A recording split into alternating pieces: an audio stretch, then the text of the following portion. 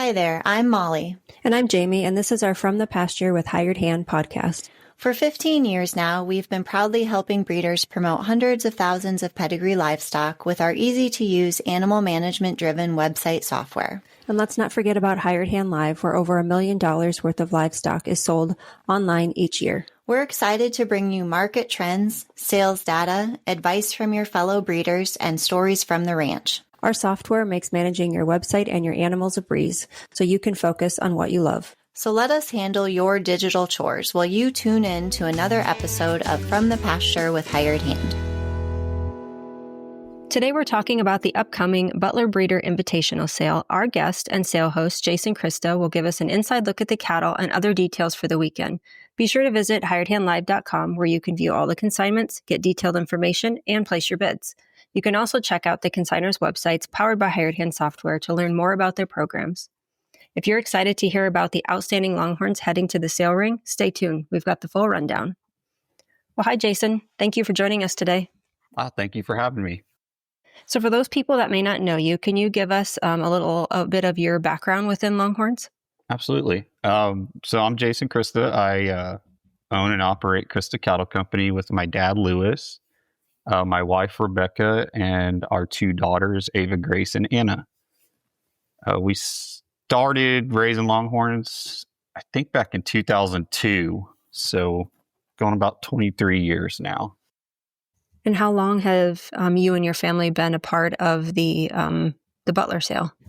So, man, when I go back, I think our first sale was 2004.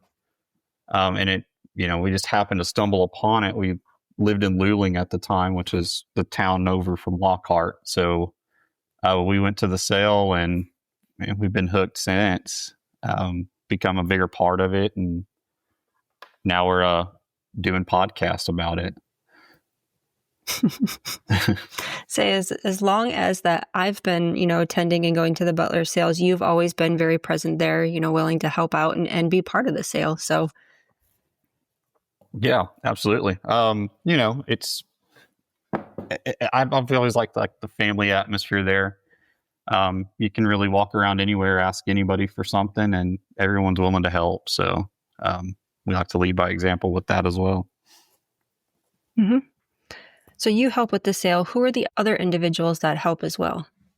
So Cass O'Ketty and Michael McLeod, they're actually the sale hosts and have been the hosts for all 28 years. They're the ones that started it, and they've kept it going this long. Helen Bedford and Bill Crozier, they both were playing crucial roles as far as getting the catalog put together, reaching out to folks for consignments, the trails ads, making sure, my punctuality and the comments was correct. Pretty much any other tasks that need to be done, they're willing to step up and do.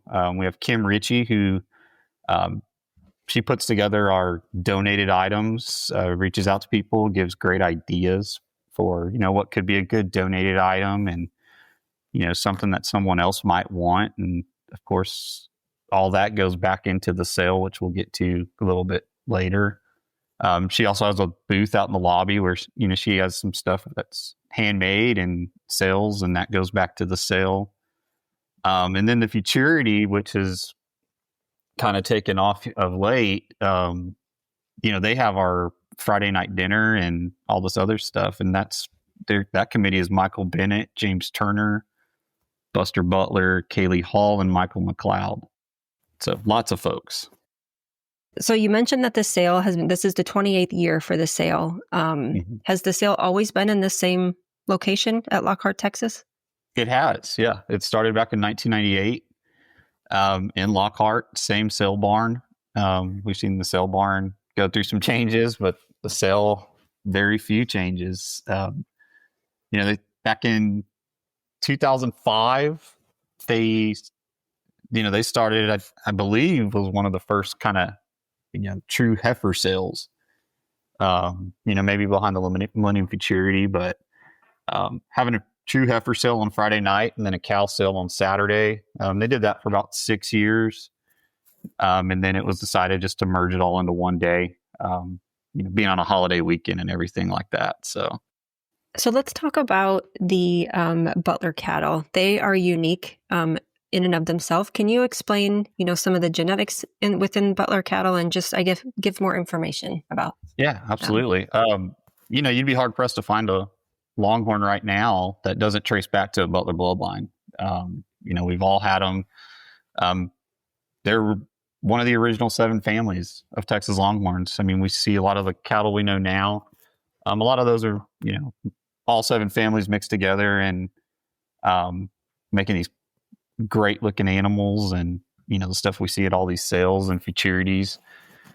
So being one of the original 7 families, that's pretty unique in itself, that you're still raising purebred Longhorns, basically from that same family as if they were still here today doing the same thing. There's some subfamilies within there, Blackie Graves, the Partlows, Lepers, Rural Sanders, Michelle Farms, Johnny Hoffman, and then Casso and Michael. You can't forget them. They're, they've done that. Classic, a lot of folks know Classic. He was really the first $1 million bull back in 1982. And now, you see syndications on other bulls nowadays for some big money. So all going back to Butler bloodline. And then you've got breeders around the industry. I'll name a few, like Johnny Hoffman, Bob Loomis, the Bolins, Red McCombs, Johnny Christy Randolph. I'm sure I'm going to miss some people there too, but they've all used Butler cattle to influence their herds, such as Farlap Checks, VJ Tommy, Coach, Field Marshal, all those kinds of bulls that made an impact on the breed today. And we also got a website, ButlerTexasLonghorns.com. Lots of good stuff there. It's a database of cattle. If you're looking for a Butler cow and you want to know if she's 100% Butler breeding and whatnot, you can go and check the database there. It has all the previous sales that we've had. I think it goes back to 2000. I think there's 2 that aren't listed on there. And we're working to get that changed. And then a lot of informational articles. There used to be all the catalogs back in the day that they would run articles in, and we went ahead and published them, put them onto the website there. So if you're just looking at reading some of the history of it, you can go on the website and check that out. So let's talk about the schedule of events for the weekend for the 28th annual Butler sale. Let's start with Friday. What should people expect on Friday? So Friday, it's most of the consignors will start arriving in the morning. We have on there that you can start viewing the cattle at noon. I can't promise that every cow in the sale will be there by noon. We have folks coming from all over the country, but we try to get as many there as possible before noon. And everyone will work with you if you're looking at cattle. So just if you decide to show up on Friday to view some cattle, just work with us, and as we're putting stuff where it needs to go. All that kind of happens, and just preparing for all the sale, getting consignments ready. And then the futurity awards will start at 6 p.m., which will be followed by a dinner provided by the futurity. The futurity started back in 2018, just for a way for Butler breeders to showcase the cattle that, may not have otherwise be seen in the industry. It's strictly online, which was unique in its own fashion back in the day. And it was just a way to help folks participate. Again, consignors coming from all over the country and everything like that. We wanted to find the easiest way for people to participate. So we came up with an online way to do that. And, that's been really good for us, we think. So is it so that I know the sales online, you have it on all the animals listed on the website with the picture. I'm assuming the cattle must be Butler cattle? Yes. They ought to be Butler cattle to be included on the database and to be participated in the futurity. Yes. Yeah. They have to go through a screening process as the cattle are entered into the futurity. And then how do you pick your judges, or who do you usually pick for judges for the futurity? I would have to ask the committee I'm not on the committee, so I don't know. But, we have Angie Shigori, Travis Pell, Josh Shaw, Justin George, and Bear Davidson. So all folks that are around the Longhorn industry. I think the goal here is to show that, yes, they're Butler Longhorns, but they're still Longhorns and they're still Longhorn cattle and are being judged on the same basis as other Longhorn cattle. So it's good to kind of have these judges from, outside eyes just kind of looking in at these cattle. If people want to participate in the futurity next year, when do they typically hold the futurity? The futurity, I believe it starts in July and goes through right about this time in August. So it's about a month time frame. And you can go on butlerbreedersfuturity.com, and it's their website with all their information, entry forms, the rules and guidelines to entering anything into the futurity. Let's talk about the schedule of events for Saturday. Sure. I think right away in the morning, people can start viewing the cattle. Absolutely. Yeah. It says cattle viewing at 8. Usually there's someone there before that. So it should be unlocked. You may not be able to get in the arena before 8, but as far as looking at cattle, there'll be someone there probably, by 7. Then we have a barbecue lunch. It's Lockhart, barbecue for sure. Served at 11 a.m. It's free for people that attend the sale. Donation lots start at 12. I'm sure you're asking what the donation lots do. The donation lots, we use that to help to keep consignment fees low. It keeps the lunch before the sale free to everyone. There's free drinks. And then we have no commission on our consignments. So, that's just a way to kind of cover the costs that you'd get based on, any kind of commissions or higher consignment fees. That's been really good for us. Some great items in there this year. And all it does is keep the sale going and keeps the consignment fees low for everybody else. It's sale day contacts. We have Michael McLeod, who's one of our hosts, and he runs the back of the barn. And then Shirley Limley runs the office. We have Joel Limley as our auctioneer, and Cass O'Ketty will be reading pedigrees. I believe he's read pedigrees all but 1 year. He was sick 1 year and wasn't able to come. So 27 out of 28 is not bad. Already mentioned Michael.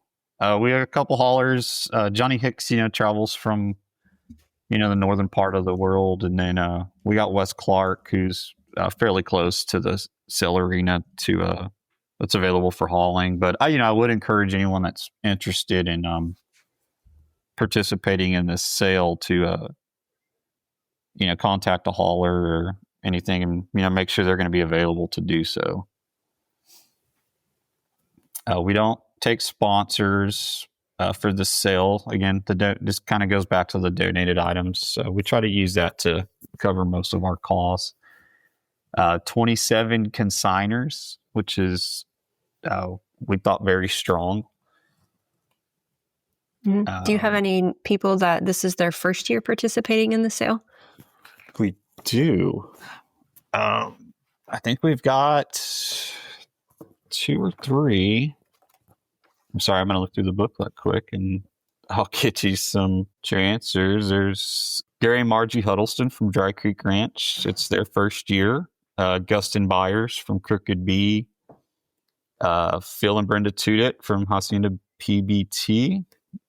So that's 3. We got Andre Hall from Hall Longhorns. So this is his first year. Tom Smith, he's been a longtime participant of our sale, and this is his first year of consigning to the sale. So yeah, looks like 5, which is great. Because you have to participate in the previous sale in order to consign to the next year's sale. So these are all people that have participated in the past, and they've come back to now consign. Well, let's talk about the consignments that the consignors have brought to the sale. Do you have or know of any scratches or any subs currently? Nothing at this time. No. Perfect. And then you have a few different unique lots in the sale. There's quite a few choice lots. Let's talk about them. I believe they are lot 25, 26, 27, 28, and 29, if I'm when I looked at the catalog. Is that right? Yeah. So let's start with 25. So they're actually not choice lots. They're actually what we offer at our sale is anything from the previous year. So this year being 2025. Anything born in 2024, you can consign as a pen of two. Each animal will sell as its separate lot, but what it does is it helps the consignor out by putting two younger animals into one lot for one consignment fee. So, it's a good way to kind of showcase, if you're showcasing a bull or something out of your breeding program, it kind of gets more out of there. So each animal will actually sell as its own specific lot, but it's just as a pen of two. So that's all that is. Okay. Well, in 25 A and B, they come from your program and they look almost identical. They do. They're actually from two different programs. I have one, and then my friends, the Richies out in San Angelo, have the other one. And I don't know. It just, fate would have it. They would look identical to each other and be 6 days apart. So we just got lucky and it worked out that way. Well, do you want to talk about any of those 5-ish lots? Do you want to talk about any of the animals in those lots? I mean, sure. Yeah. There's, if you're looking for some young stuff to, kind of grow up and kind of raise your own Butler Longhorn. I mean, these are some great choices. They come from, phenomenal backgrounds and some great consignors. We have the 26 A and B, coming from Katie McLeod Doyle, which is, our two hosts, and Matt Doyle, who has been a part of the sale for every year, I believe.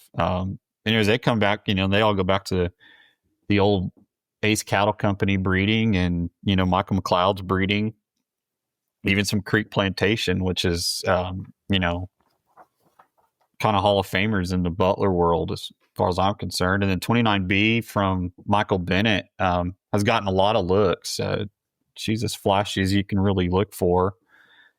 Seems to have some good lateral horn to her and, a really nice pedigree on her. So, I mean, those are kind of the ones that to me, kind of stood out a little bit. When I was looking at the catalog, it also looked like you have a couple bull lots as well. We do. Yeah. We were lucky this year to get a couple bulls. And I like it too that, they're kind of there's an age difference between them. I got one that's ready to go to work for you. So, if you're looking to get into Butler, start your own little Butler herd, you got a Butler bull that's at the sale ready to go for you. And then you got there's a Butler bull there with some nice pedigree to it and some nice color and seems to look the part of a bull. He's ready to kind of grow out for you, and you can kind of take your time and, get him ready to go to work for you maybe next year. And it's just the two lots, correct? 30 and 31, or did I miss one? Nope, those are the two. Okay. And now let's hear from our advertisers. From the Pasture by Hired Hand is presented by R3 Hilltop Ranch. Located in Chilton, Texas, R3 Hilltop Ranch has been breeding registered Texas Longhorns since 2006. What began as 3 heifers has grown into our current herd, which you can explore on our website at r3hilltop.com. We're passionate about loud colors, longhorns, and docile temperaments, but it's the easy-keeping, low-maintenance traits of Texas Longhorns that initially attracted us and continue to drive our herd growth. In addition to livestock, we proudly offer certified Longhorn beef products. Visit r3hilltop.com/beef to learn more. Thank you for listening and enjoy exploring our ranch online at r3hilltop.com. Are you a new Longhorn breeder eager to educate yourself on market trends and sale prices? Stay in the loop with our text messages. Get the latest updates, events, and insider tips on all things Longhorns delivered straight to your phone. Stay informed by texting website to 888-700-8131, then reply with Longhorns. That's website to 888-700-8131. Sign up today and take your breeding program to the next level. Looking for top quality Longhorns and a taste of true Texas spirit? Look no further than Cantera Cattle Company. Our passion for Longhorns shines at Old Gringo Ranch, where tradition meets excellence. Visit us online at CanteraCattleCompany.com and follow us on Facebook, Instagram, and TikTok for the latest updates and ranch life fun. Ready to experience it yourself? Schedule your visit by emailing canterracattle@gmail.com. Remember, God is great, Longhorns are good, and life is crazy. When it comes to buying and selling livestock, trust is everything. At Hired Hand Live, we have a platform that breeders and buyers rely on, whether participating in a live auction, an internet-only event, or hosting their own online auction. Our secure, user-friendly system ensures that your bid counts, and every transaction is backed by our commitment to integrity. Whether you're a part of a consignment sale or planning your own internet auction, Hired Hand Live connects breeders and buyers live and online. Discover why breeders trust us with their livestock auctions. Visit hiredhandlive.com today. Do you sometimes feel like you're the only one who doesn't have it all figured out? Rural life can be isolating, but it doesn't have to be. Welcome to Ag's Most Okayest Farm Girls, the podcast for women who are craving connection, laughter, solidarity, camaraderie, and just overall encouragement in your everyday life and dreams. Each week, your hosts, Annalise, that's me, and Courtney will cover topics such as farm life, mom life, making money online, side hustles, hobbies, sharing on social media, jobs off the farm, and so much more. Us rural gals need to stick together, so saddle up for some fun, real, and unsolicited advice and stories from our everyday farm lives. Grab a drink, we're Ag's Most Okayest Farm Girls, and we're here to help. Listen wherever you find podcasts. Well, are you ready to play a game of catalog roulette? Yes, I think. That didn't seem like a really, yes, let's do it. Not quite really sure. Let's go for it. All right. Well, I'll pick a lot at random, and then you can give us a little bit more information about the lot. So let me scroll back up here in the catalog. And you know what? Let's just start with lot 1. We'll do Jackie Lynn at 4476 from McLeod Ranch. Yeah, absolutely. So, the things I've noticed off about her are, her sire is in our catalog, we have the reference photos, and you can see the sire in the reference photo, which is a really nice, solid brindle bull that Michael's used for years as one of his main herd sires. He's thrown some phenomenal offspring, and this one's no different. You notice her kind of dark red color. That kind of comes off that hunter line on the bottom. And, if you've kind of followed Michael's pedigrees in the past, that PJ's Buttons bull on the maternal side over the Aces Plum Mojo, that was always a knockout cross for Michael. Okay. Next, we'll talk about Tina BR3 from Triple R Ranch. Yeah. So this she's another lot one. 6. Yeah, another one's gotten a lot of looks. She's beautifully colored. Looks to have a lot of lateral horn to her and some good base for her age. She's only 3 years old, and she's raising about ready to wean her first bull calf that's at side. She goes back to her sire is a son of Horn Showcase champion Trinity R3, who's just been a phenomenal bull in the Butler world. His offspring's been really hot around the industry. Yeah, we're really looking forward to her. She's probably gonna be a 3-1, and you can see that nice sire, that service sire in the reference photo and on her lot. Well, earlier you mentioned Helen Bedford, so let's talk about her lot 13, W.A. Nora. All right. Well, I might be a little biased on this one a little bit. She kind of, her dom comes from my herd. But we just found out, she has a heifer calf at side. So that's, the first thing I think people are going to look at. Everyone loves, pretty little babies at side. So that'll be nice. First thing I noticed with her is, her sire. Helen was, really, really high on this sire. And I believe ended up being a partnership with Joe Sedlacek for some time, to get some Butler influence into his herd, and then you can see the reference photo there. Probably one of my favorite cows is a maternal half sister. So, same mom. She's any indication of what this young one can do. I think the future's pretty bright for her.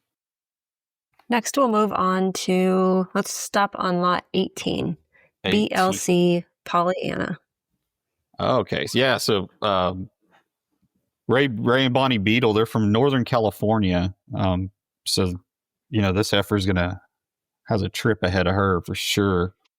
Yeah. She's out of a bull that he owned with Michael McLeod. So, it's all McLeod breeding at the top. That you kind of look at that Dynamite, which kind of brings in that brindle coloring, which I know Ray just loves. If anyone knows Ray Beadle, have ever met him, loves color, and that's what he breeds for. He's looking to make pretty animals, and as you can see, she's no different than that. So hopefully she'll come back and be a bred heifer for somebody and have a nice calf for you.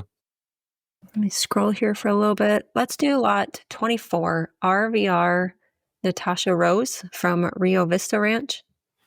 Yeah, so Elmer and Susan Rosenberger, longtime supporters of the sale. This heifer, she's not even 2 years old yet. Her sire is a grand champion bull in the Butler Futurity, as well as his dam, Contessa Rose. She was a grand champion as well.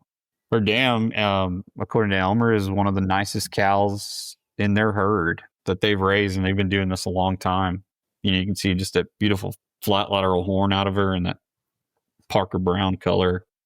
She comes to the sale not exposed, but she'll be ready to breed to your bull pretty soon. So you said this was Tom Smith's first year consigning. So we'll talk about his lot 33, Graves Windy BW.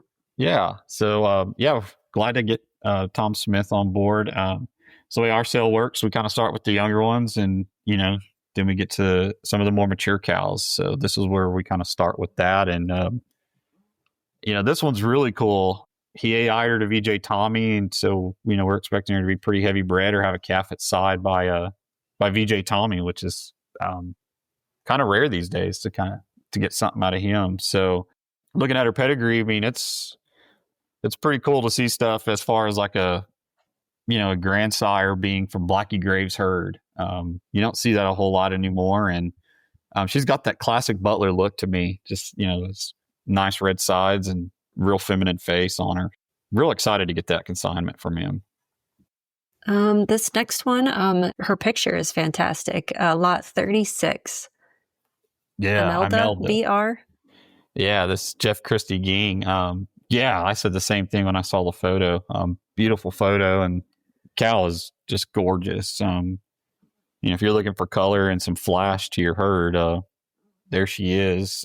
Not to mention she's got pretty nice horn on her. She's out of that Trinity R3 who we've talked about already, and he's just been the hot bull around our sale for a few years now.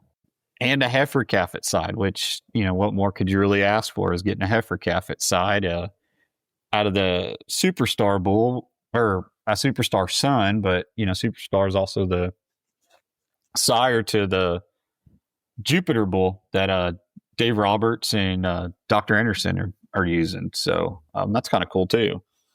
Let's stop on lot 40. SCC Smokin' Hot from Crooked Bee Cattle. Yeah, so first time consignor. This is Gustin Byers, but he's been a long-time supporter of the sale, so we're excited to get his consignment. And man, she looks big in the photo, and I would assume she's going to look big in person. Beautiful color. I can't really ask for much more color out of a nice Butler cow. It's interesting. You look at her dam, and her dam is also the dam of a 2-time high seller at our sale, SCC Pumpkin Pie. So, the genetics are there. I heard she has a calf at side. I don't know what it is until I get to the sale, I guess. But she does have a calf at side by Black Powder. So that's, an added bonus to her. I'm going to scroll for a little bit here. Let's stop on lot 48 from Johnny and Missy Hicks. Right. So, yeah, Hicks, they're bringing a nice one to Lockhart. Another one they're making a long trip. Her sire's a full brother to the Moonrock bull, who was mid-80s tip to tip, and that the Heralds used for a while, and then John Tate also used, and then I think he ended up at Crozier's towards the end. Anyways, his sire was that Moonstone Checks. He's a full brother to Wrangler Checks. So a lot more folks probably know who Wrangler Checks is, a little more than Moonstone Checks. But she's bred to phenomenal bull that the Hicks are raising, that Hicks Blowtorch. Johnny and Missy do a great job advertising on social media, and they've been really good at showing what the Butler and the blend world, kind of blending them together, can produce for you. And I think we've seen some great results. So really glad to get one full Butler pairing from them. She's a nice one. Well, let's talk about lot 50. Little Ace TC Razzmatazz. Yeah, this was probably the most fun name that I saw come through. It definitely is. Yeah, absolutely. So besides her coloring and, she just looks to be a real nice, complete cow. Her sire was the highest selling bull at our sale. The genetics are there. It goes back to our, Delta Roquette. If you look in the pedigree, Delta Roquette was the highest selling cow in the first ever Butler sale. So kind of takes you full circle if we look at it that way. But what I really look at with this one is her mom. Goes back to the heart of the Ace Cattle Company. This was their foundation cattle. I don't know how many years ago the Trails did a My Favorite Cow deal years ago, and Casso picked Little Ace Mrs. Delicious as his favorite cow, which to me tells me something is, she had to have been truly special for him to pick her, because he had a lot of cows to choose from. So there's some real special breeding in this one. And if you're looking to get into the Butler breed, this is one to look at for sure. Just scrolling here a little bit. Well, let's do lot 56. Liliana BR from Falls Creek, Stan and Sandy Tidwell. Oh, yeah. Longtime supporters. Tidwells have been really good to the sale, and they support it every year. I think this is one of 8 lots from them. So really cool to have them participate as much as they did. And, Liliana is a great example of what they do. Her sire is a really nice black and white bull and goes back to the heart of Ritchie and Ace Cattle Company breeding. You'll see that Trinity bull in there again. You'll see some of the old stuff from the Harrell Ranch when they used to be in the Butler, raise a full Butler herd as well. So you'll see a lot of that and great genetics on her. And, I might be a little biased. She's bred to a bull that's out of one of my favorite cows I ever raised. So that Galaxy bull, I'm really excited to see some offspring out of him. So tell us about lot 61, C4 Miranda from Bill and Molly Crozer. Yeah, some more folks that have been here since the beginning. If he hears this and I get this wrong, I think he's been at every sale, but we'll see. Wow. He'll tell me if I'm right or wrong. But anyways, longtime supporters. Very nice cow. Very nice cow. Great horn on her. Looks to have some real nice base to her. First thing I look at is her mom in that reference photo. That mom is just beautiful. Bill was telling me that, she's right at 80 inches and having that kind of twist and a lot of horn on there. Not to mention they're not short of any color. I do know the Crozers are very excited about their bull C4 Duke, who's been throwing some phenomenal offspring for them in every color on the rainbow, he said. So yeah, this is a nice one getting towards the end of the sale for sure. And the last one we'll do is lot 65 from Michael and Jackie McLeod, Jackie Lynn 4470.